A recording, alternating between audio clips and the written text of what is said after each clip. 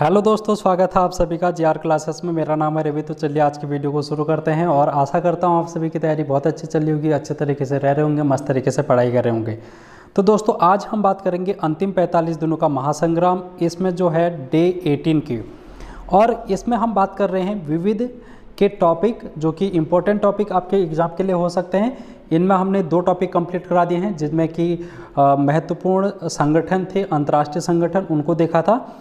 आज हम बात करेंगे जो लूसेंट की आपकी बुक है वहाँ पर से महत्वपूर्ण टॉपिक जो कि आपके एग्ज़ाम के लिए इम्पोर्टेंट हो सकते हैं।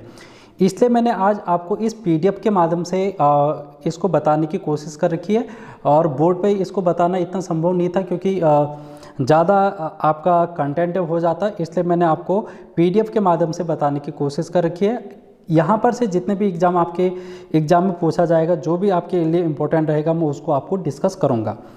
तो चलिए देखते हैं। और तो आप लोग ने अगर पटवारी, लेखपाल, फॉरेस्ट गार्ड या फिर पुलिस कांस्टेबल के अंतिम 30 दिन हैं बचे हैं, उनके लिए अगर आपको अच्छे से तैयारी करनी है तो आप करंट अफेयर को ज़रूर देखना। मैंने 6 वीडियो जो हैं इसमें अपलोड कर दी हैं।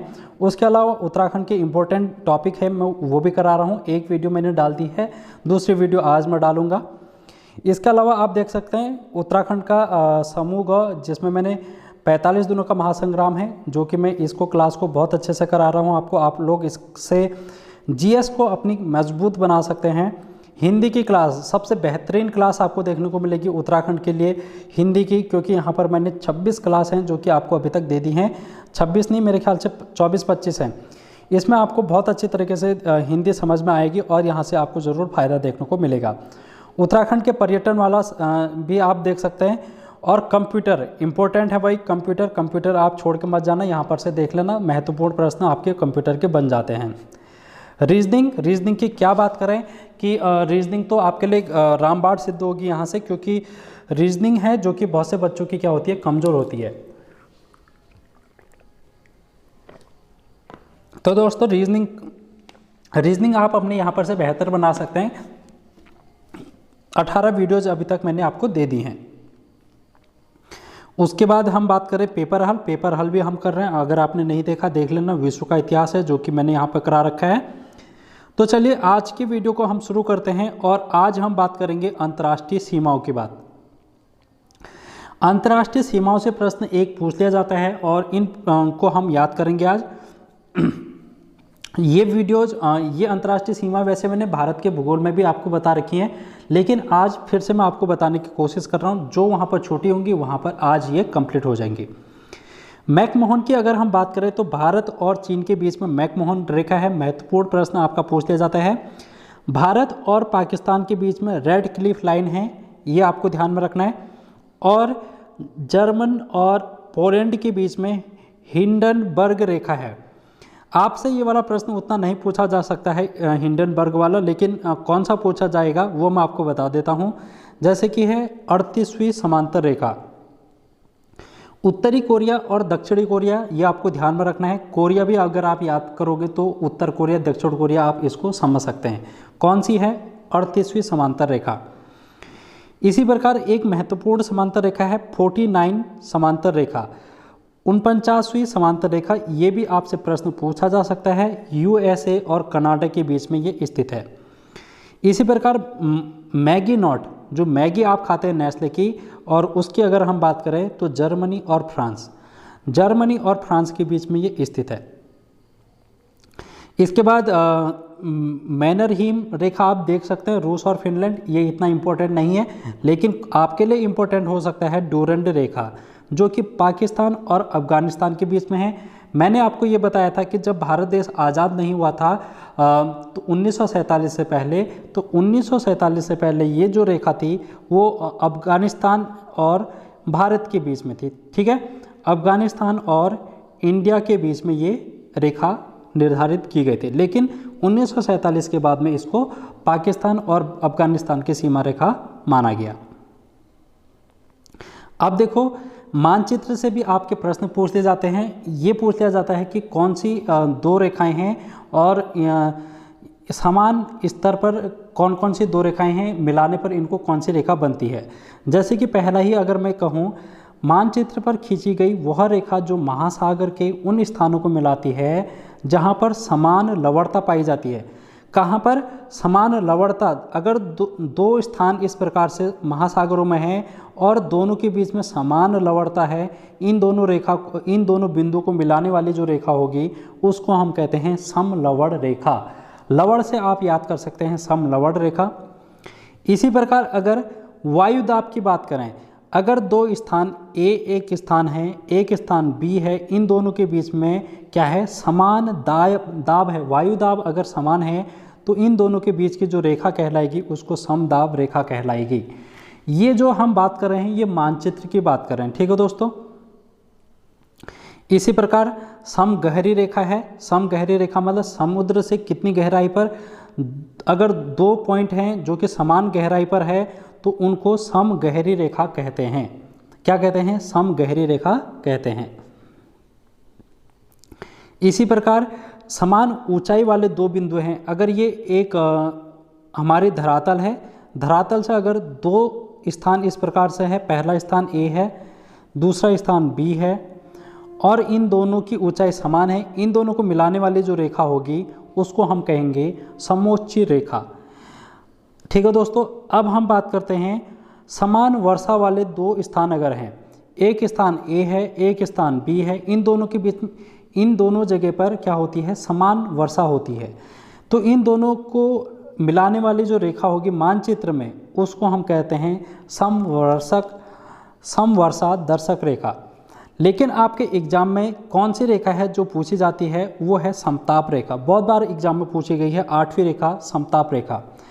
अगर मानचित्र में दो समान ताप वाले स्थान हैं, एक स्थान है यहाँ पर भी 70 डिग्री सेंटीग्रेड तापमान है, यहाँ पर भी 70 डिग्री सेंटीग्रेड तापमान है, तो इन दोनों को मिलाने वाली जो रेखा होगी उसको हम कहेंगे समताप रेखा। इसी प्रकार समधूप, धूप से आप याद कर सकते हैं जहाँ पर धूप समान होगी। इसी प्रकार सममान, जहाँ पर दो तत्व के मान समान होंगे वहाँ पर होगा सममान। लेकिन आपसे ये मैं नहीं पूछा जाता, सम्मान भी नहीं पूछा जाता, समधूप भी नहीं पूछा जाता।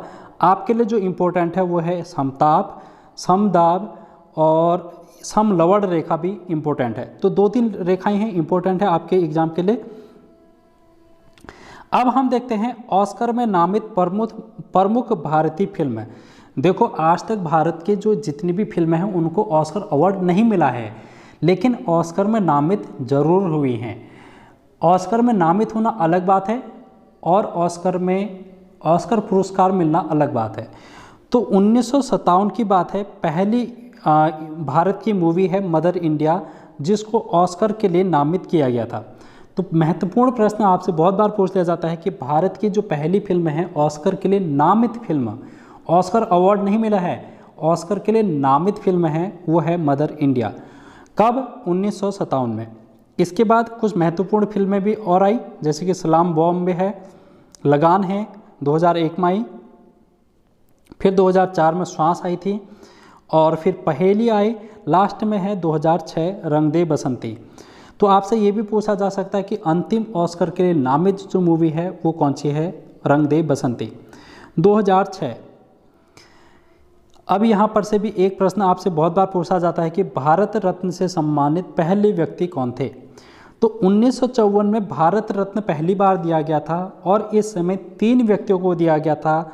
आपको याद करना है R R R R R R R से सर्वपल्ली राधाकृष्णन, आर से है राजगोपालाचार्य और आर से है वेंकट रमन। तो आप इन तीनों को याद कर सकते हैं जो कि पहले 3 व्यक्ति थे जिनको भारत रत्न से सम्मानित किया गया था। उसके बाद लिस्ट मैंने आपके सामने रख दी है, यहाँ से प्रश्न नहीं पूछे जाएंगे कि कब किसको मिला था, आपको ये याद भी नहीं करना है, बस आप इसको देख सकते हैं। लेकिन यहाँ पर से महत्वपूर्ण प्रश्न एक बार ये पूछा गया था कि यहाँ पर महत्वपूर्ण प्रश्न ये पूछा गया था एपीजे अब्दुल कलाम को कब दिया गया था? एपीजे अब्दुल कलाम को ये पूछा गया था, तो 1997 है इसका right answer, APJ Abdul Kalam. और आपसे ये भी पूछा जा सकता है कि मरणोपरांत पुरस्कार पाने वाले पहले व्यक्ति कौन थे। मरणोपरांत तो लाल बहादुर शास्त्री जी हैं, जिनको 1966 में मरणोपरांत ये पुरस्कार दिया गया था। तो ये भी महत्वपूर्ण नाम है, आपको ध्यान में रखना है। इसके बाद भीमराव अंबेडकर का भी पूछ लिया जाता है, डॉक्टर भीमराव अंबेडकर का भी, और उनके साथ किनको दिया गया था, ये महत्वपूर्ण प्रश्न पूछ लिया जाता है कि डॉक्टर भीमराव अंबेडकर के साथ और किस व्यक्ति को इस सम्मान से सम्मानित किया गया। तो वो व्यक्ति थे नेल्सन मंडेला। नेल्सन मंडेला 1990 की ये बात है। अगर हाल फिलहाल की बात करें तो हाल फिलहाल में ये जो पुरस्कार है वो 2019 में 3 व्यक्तियों को दिया गया था। प्रणब मुखर्जी जो कि राष्ट्रपति थे, नानाजी देशमुख और भूपेन हजारिका। ये बात आपको ध्यान में रखनी है। अब हम आगे की ओर चलते हैं। अब हम बात करेंगे नोबेल पुरस्कार विजेता की। तो पहले व्यक्ति हैं रविंद्रनाथ टैगोर, जिनको 1913 में भारत का पहले व्यक्ति थे जिनको नोबेल पुरस्कार मिला था। और ये किस लिए मिला था, तो टैगोर की एक काव्य संग्रह है जिसका नाम है गीतांजलि। इसका आपसे एक ये पूछ लिया जाता है कि अंग्रेजी अनुवाद किसने किया था। तो वाई.बी. यीट्स ने इसका अंग्रेजी अनुवाद किया था। किसने, वाई.बी. यीट्स ने, जो कि अंग्रेजी कवि हैं, उन्होंने इसका अंग्रेजी में अनुवाद किया था। उसके बाद और भी व्यक्ति हैं, जैसे कि आप सी.वी. रमन का नाम याद कर सकते हैं। सबसे पहले भौतिक का नोबेल पुरस्कार किसको मिला था, फिजिक्स का नोबेल पुरस्कार। तो रमन प्रभाव के लिए इनको मिला था सी.वी. रमन को। हरगोविंद खुराना को चिकित्सा के लिए मिल रखा है। इनका क्षेत्र आपसे पूछ लिया जाएगा, वर्ष नहीं पूछा जाएगा, क्षेत्र आपसे पूछ लिया जाएगा। मदर टेरेसा को समाज सेवा के लिए शांति का नोबेल पुरस्कार मिला था।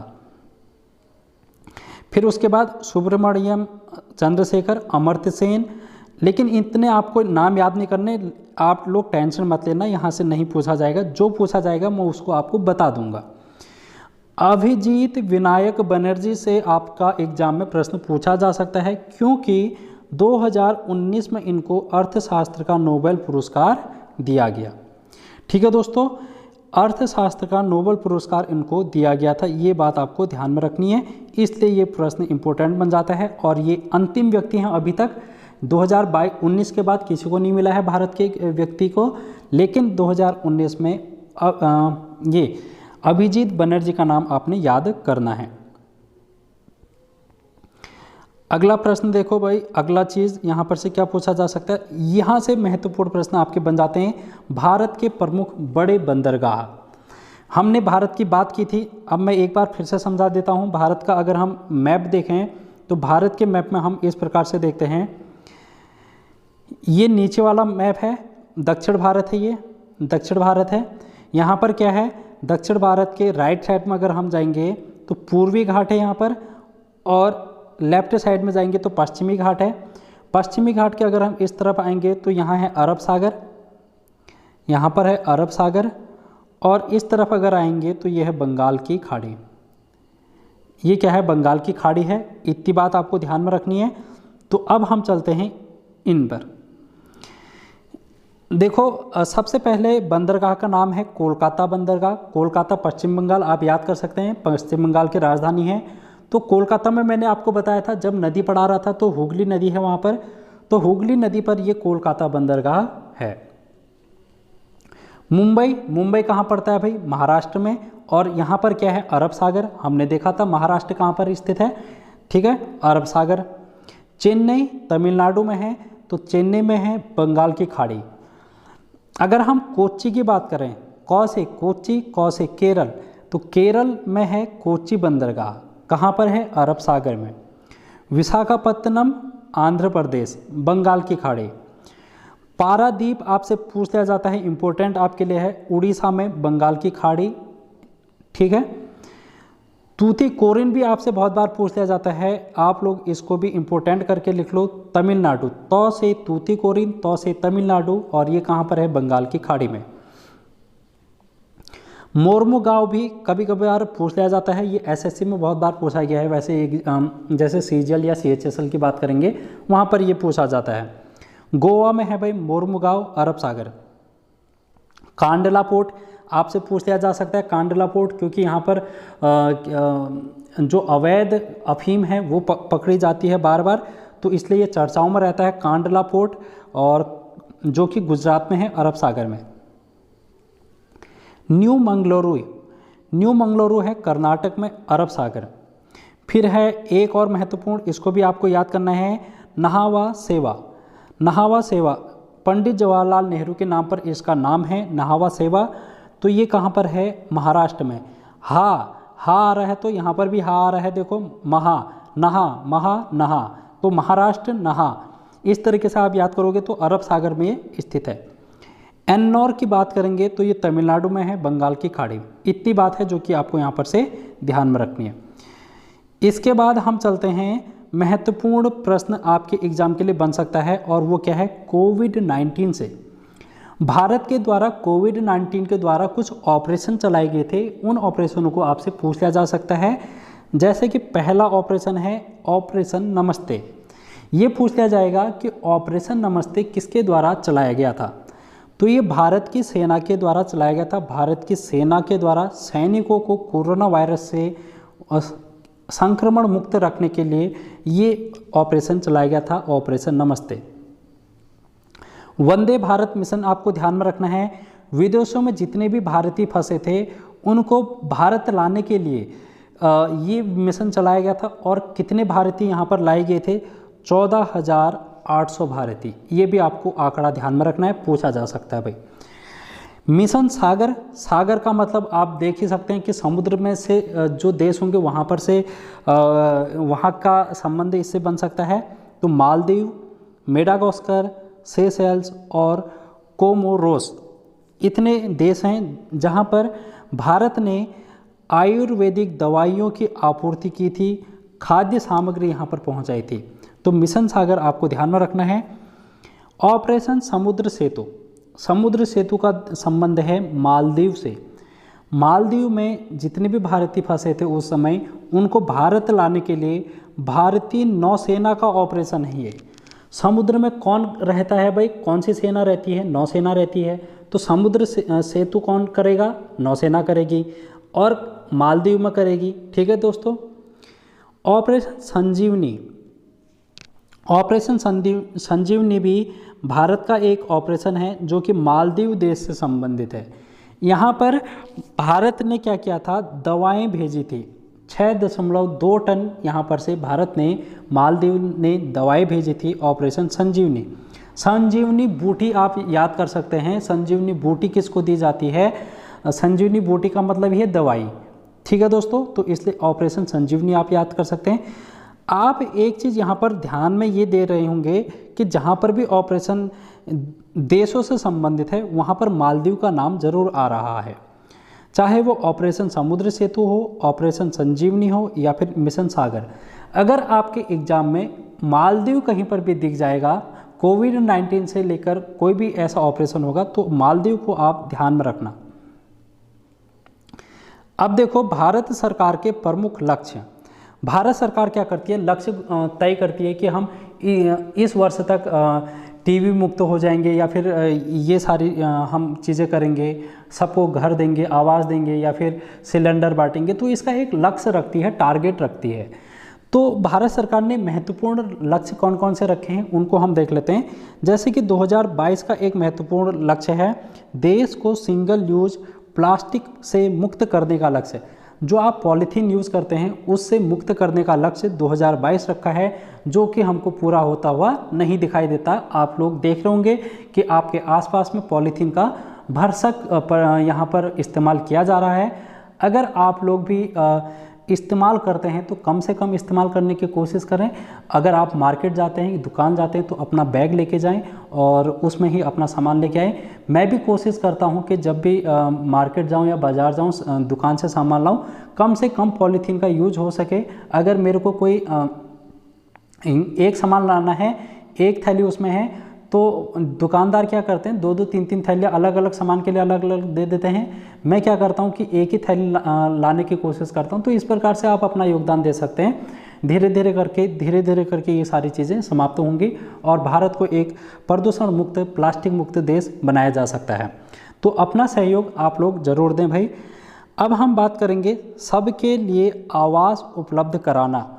तो आवास उपलब्ध कराना ये भी अभी तक आपको नहीं दिखाई दे रहा होगा। 2022 तो इसका लक्ष्य रखा गया है, सभी के लिए आवास अभी तक नहीं है, लेकिन इसका हमको तो लक्ष्य से याद करना है, तो लक्ष्य आप ध्यान में रख सकते हैं।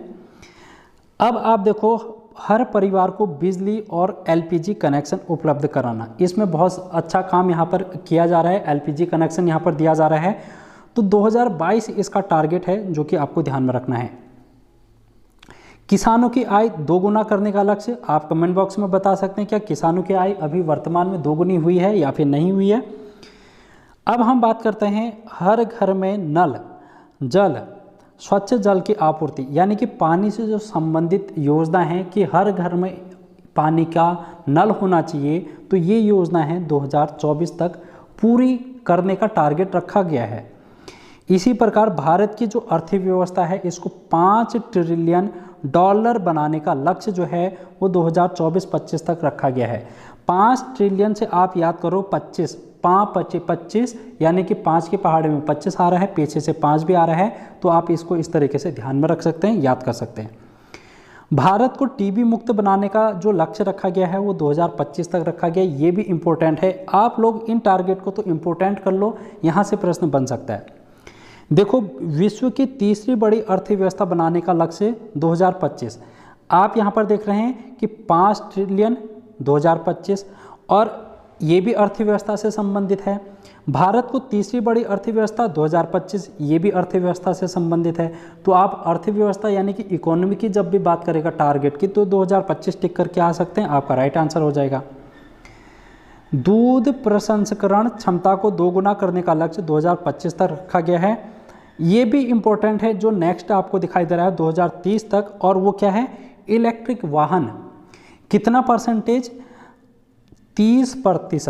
30% इलेक्ट्रिक वाहन जो है कुल वाहनों का 30%। अगर 100 वाहन भारत बना रहा है, 100 वाहनों का अगर भारत में प्रयोग किया जा रहा है, उसमें से 30% जो होंगे वो इलेक्ट्रिक वाहनों का प्रयोग किया जाएगा। ये कब तक का लक्ष्य है, 2030। 30 से 30 आप याद कर सकते हैं।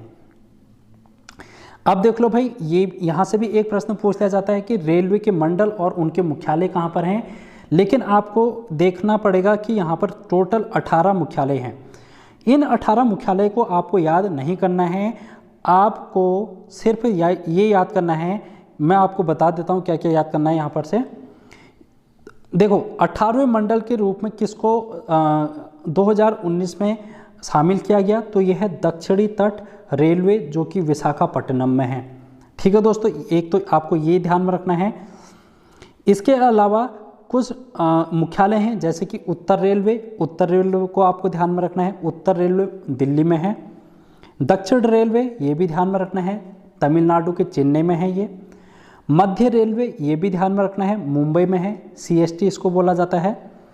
इसके अलावा आपसे एक और पूछ लिया जाता है, उत्तर मध्य रेलवे इलाहाबाद, उत्तर मध्य रेलवे इलाहाबाद, या फिर यहाँ पर प्रयागराज आएगा, क्योंकि अब इलाहाबाद का नया नाम क्या रखा गया है, प्रयागराज रखा गया है, तो इसलिए उत्तर मध्य रेलवे का मुख्यालय प्रयागराज में है, ये भी आपको ध्यान में रखना है। फिर इसके बाद फिर आपको एक चीज़ और ध्यान में रखना है, वो क्या रखना है, पूर्वोत्तर रेलवे जो है वो गोरखपुर में है। कहाँ पर है, गोरखपुर में है, ये भी आपको ध्यान में रखना है। देखो भाई, अब कुछ इंपॉर्टेंट चीज़ें हैं जो कि आपको और ध्यान में रखनी है, जैसे कि भूपेन हजारिका पुल कहाँ पर है, ये आपसे पूछा जा सकता है, क्योंकि ये करंट अफेयर का टॉपिक आपका बन जाएगा, भूपेन हजारिका पुल। तो भूपेन हजारिका पुल जो है वो ब्रह्मपुत्र नदी पर है, और ब्रह्मपुत्र नदी से एक नदी निकलती है, लोहित नदी। हमने पढ़ा था लोहित दिबांग नदी, जब हम ब्रह्मपुत्र नदी तंत्र पढ़ रहे थे। तो ब्रह्मपुत्र नदी तंत्र हम जब पढ़ रहे थे तो वहाँ पर हमने पढ़ा था लोहित नदी। तो भूपेन हजारिका पुल यहीं पर है, और किस राज्य में है, असम में, और असम और अरुणाचल प्रदेश में किसको जोड़ता है, ये ढोला से सदिया को जोड़ता है। तो ढोला सदिया पुल भी इसको कहा जाता है, ढोला सदिया पुल। इसके बाद आपको ये ध्यान में रखना है। गुजरात का कच्छ जिला क्षेत्रफल इसका जो है 45,674 है और लद्दाख का क्षेत्रफल इतना है, इसलिए कच्छ भारत का सबसे बड़ा जिला है। जो कच्छ है वो क्या है, भारत का सबसे बड़ा जिला है, ये आपको ध्यान में रखना है, बस हो गया। ठीक है दोस्तों, आपसे पूछा जा सकता है कि भारत का सबसे बड़ा क्षेत्रफल में जिला कौन सा है, वो है कच्छ, जो कि गुजरात में है। Statue of unity, statue of unity से भी आपके प्रश्न पूछ ले जाते हैं। तो स्टैच्यू ऑफ यूनिटी देखो कहाँ पर है, ये सरदार वल्लभ भाई पटेल की मूर्ति को स्टैच्यू ऑफ यूनिटी कहा जाता है, जिसको कहाँ पर बनाया गया है, ये बनाया गया है गुजरात में। गुजरात के बड़ोदरा के पास नर्मदा जिले में इसको बनाया गया है। सरदार सरोवर बांध के ऊपर इसको बनाया गया है। इसकी हाइट आपसे पूछ ली जाएगी तो 182 मीटर आपको इसको याद करना है। इसके अलावा क्या यहाँ से पूछा जा सकता है कि इसका डिजाइन किसने तैयार किया था। तो इसका डिजाइन देखो भाई, राम वनजी तुषार ने इसका डिजाइन तैयार किया गया था, ये आपको ध्यान में रखना है। आपसे अटल टनल के बारे में भी पूछ लिया जा सकता है, क्यों, क्योंकि ये विश्व की सबसे बड़ी सुरंग है। विश्व की सबसे बड़ी सुरंग समुद्र तल से 10,000 फीट की ऊंचाई पर स्थित विश्व की सबसे बड़ी सुरंग है और ये सुरंग हिमाचल प्रदेश में स्थित है, रोहतांग दर्रे में। कहाँ पर है, रोहतांग दर्रे में है। इसकी लंबाई 9.02 किलोमीटर है। ठीक है दोस्तों, रोहतांग टनल या कि अटल टनल आपने याद करना है। तो इस प्रकार से जो है ये आज का हमारा कंप्लीट हो जाता है और हमने इसमें महत्वपूर्ण चीज़ें हैं जो कि देखी हैं। आप लोगों को इसको पढ़ना है, याद करना है और इसकी टेलीग्राम पर मैं PDF डाल दूंगा, आप लोग PDF से भी इसको देख सकते हैं। तो आज की वीडियो में इतना ही। वीडियो कैसे लगी कमेंट करके ज़रूर बताना। Thank you so much, take care, bye bye.